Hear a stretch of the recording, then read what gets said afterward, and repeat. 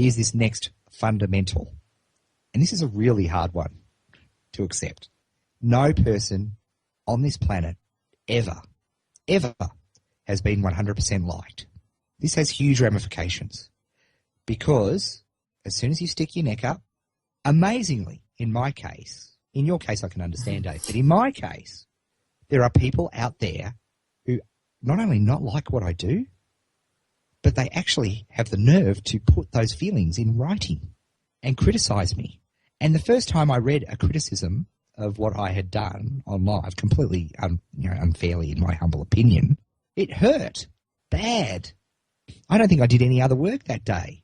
I was just raging about how this idiot could have possibly written this about me. And the first time this happens to you, and I bet you can you remember the first time it happened to you, Dave? And that's why I stopped doing my e-support. Because there are some people who unbelievably do not like what you're doing, and your style will rub on them. And this is important. And once I understood this, here's why. And once I understood this, it enabled me to move on. Is think about this for a second. It has to be a part of the human condition to ensure that somebody is not ever 100% liked. Because think of the horrific consequences if there was anybody in this world that was 100% revered. That person would have ultimate and horrific power. Because if there was somebody who existed that had no criticism whatsoever, that would be the most dangerous and horrific. As a society, we wouldn't last for a couple of years past that point. Think about it. Mother Teresa never had critics. Gandhi had lots of critics. Name any popular person on the planet. They have critics. It comes with the territory. Nobody can be 100% liked. It's part of the human condition. I think once people fundamentally realize this, it certainly helped me immensely. Realizing that every time I put something out, at best, somebody will disagree with me. And you know what? And this is the other thing that Halbert taught me. It's great to be disagreed with. The worst thing you can do is put out stuff that everybody is like, yeah, meh. Right? If you want either people to really agree with it or really hate it, because that will generate action and energy. When everybody's just like antipathy towards something, it's like, then you're not going to motivate anybody to do anything. That's why you have to take a view. You have to take a position. You have to take a side. And that if I could add a couple more fundamentals to this whole thing, that would be those. I think you hit the nail on the head with that whole market leadership, and I can see that being a real key because we all know that, just through any sort of sales training and that sort of thing, people are crying out to be told what to do. They're looking for a strong leader to show them what it is that they should be doing because they're not sure. Now, what are some of the qualities of a strong leader? A strong leader is someone who says what needs to be said when it needs to be said, and he doesn't care whether or not he's loved or is hated. He says it because it needs to be said. That's a real quality of a strong leader. And similarly, that idea of adding value, not only, just saying things to create up a stir, to polarize people, but also then adding value to that community. So you're seen as that content creator. I think that right there is a fantastic insight. And you talked about something earlier as far as, those little questions that pop up in your mind that, you should ask, and that's when you should ask them. And coming to the tail end of the interview, I want to find out, because you have magnificent insight into what is coming down the pipe. So, and I know this one's sort of maybe something you weren't expecting, but can you give us some insight into, for 2010 coming down, what are some of the things on the horizon in the world of just online marketing? I know it's a broad question, take it any way, in any direction you like, but what are some things coming down the pipe that are still on the horizon? Okay, well, I think, first of all, this concept, content as the best form of SEO, I think is still considered a relatively radical thing at the moment. So I think as people put that into effect, I think they'll see that. The other thing you talk about, to inoculate against criticism is if you're putting out great content all the time, it does make it hard for people to unfairly attack you.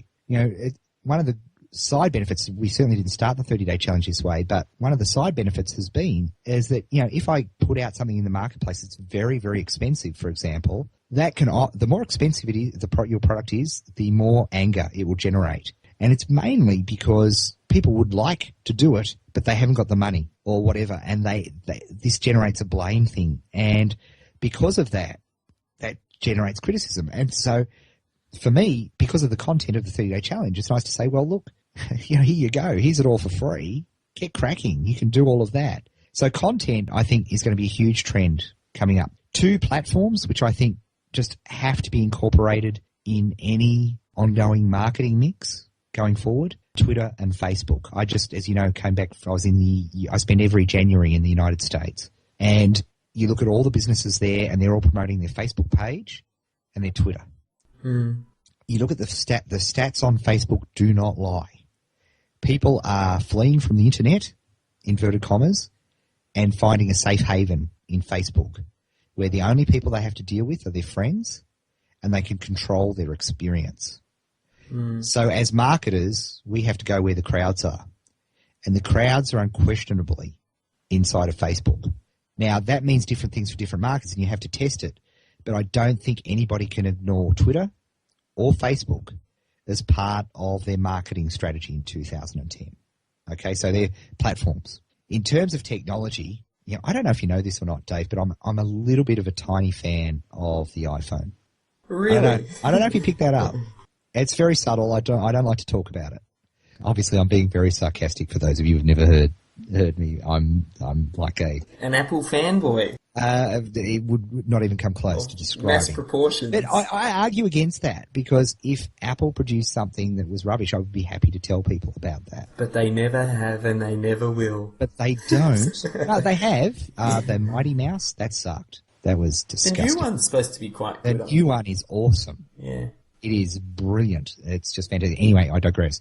I had the privilege of being in San Francisco and seeing the iPad launch. And fascinating. And boy, oh God, we could spend another hour talking about the marketing lessons of a company that published exactly 5 words and generated 7 times the press and media than Barack Obama and his State of the Union address. Right? There are so many lessons to be learned there, but I won't talk about them now. Otherwise we'll go on for another 10 hours. What is important and what was said there is how people are accessing their information is changing, and it's changing far quicker than we could have ever imagined.